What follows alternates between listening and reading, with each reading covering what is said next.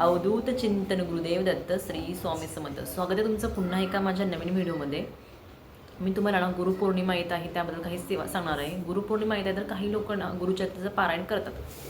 आता ते केव्हा करायचं तर 23 जुलै ते 29 जुलै ह्या 7 दिवसाच्या कालावधीमध्ये आपल्याला गुरुचरित्राचं पारायण करायचं आहे. गुरुचरित्राचं पारायण हे 23 जुलै ते 29 जुलैच का करायचं, कारण 14 जुलैला आहे अमावस्या आणि अमावस्यामध्ये गुरुचरित्राचं पारायण करायचं असं सुरुवात पण करायची नाही आणि त्याचा उद्यापन पण करायचं नाही, त्यामुळे नाही करू शकत. 23 जुलै ते 29 जुलै जर तुम्ही गुरुचरित्राचं पारायण केला तर 29 तारखेला 29 तारखेला गुरुपौर्णिमा आहे आणि त्या दिवशी उद्यापन होईल आणि म्हणजे पारायण चांगलं होईल. म्हणून मी सांगते 23 जुलै ते 29 जुलै ज्यांना करायचं ते पारायण करा.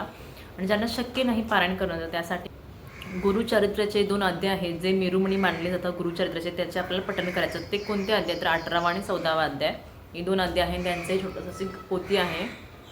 थोडा आवाज वेगळा येतो पण थोडा घसा दुखायला लागला आहे म्हणून तब्येत थोडी ठीक नाही तरी समजून घ्या.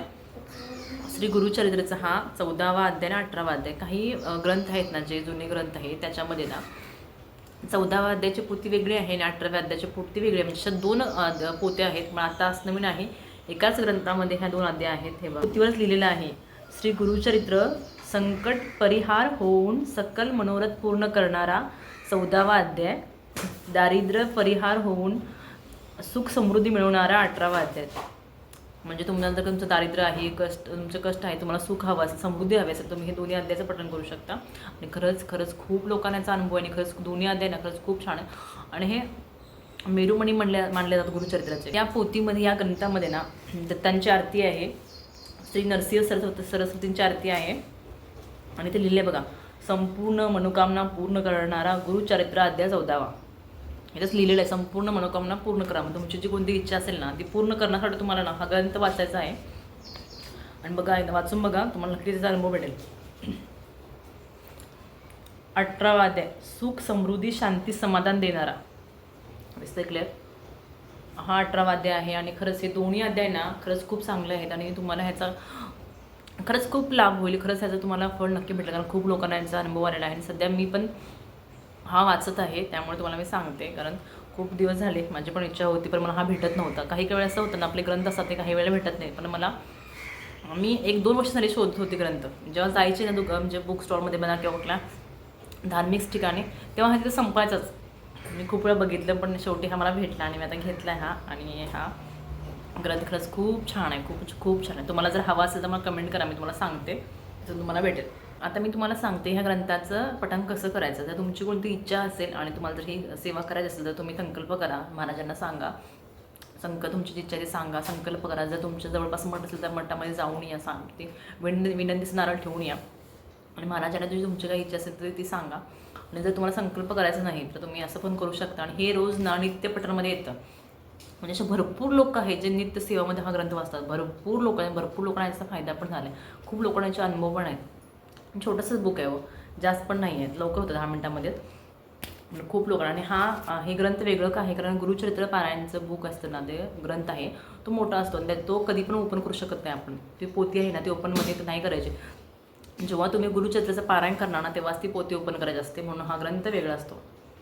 काही ग्रंथ असे असतात की त्यावेळेस स्त्रिया वाचू शकत नाहीत. म्हणजे जो काही एक गुरुचरित्राचा ग्रंथ आहे मोठा तो स्त्रिया वाचू शकत नाही, पण दिंडोरी पंडित जो आहे तो स्त्रिया वाचू शकतात, त्यामुळे ते लिहिलेलं पण आहे स्त्रिया वाचू शकतात म्हणून.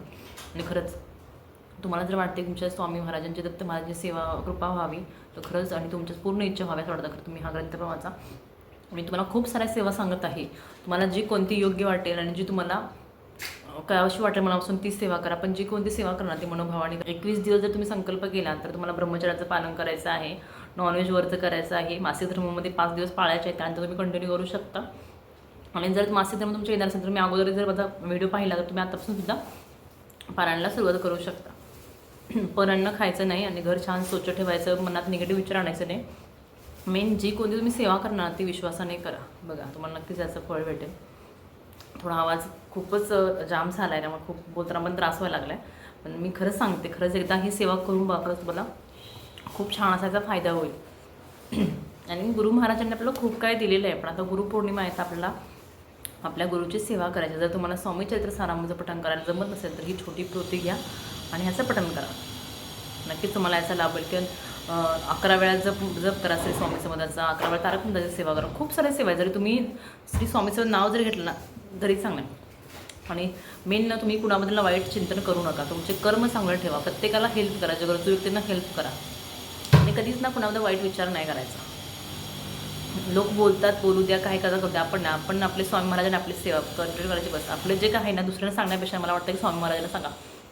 जी तुमची काही इच्छा असेल का आहे, जर तुम्हाला तुमचं मन मोकळं करायचं, स्वामी महाराजांशी बोला. स्वामी महाराजांसोबत बसा आणि बोला.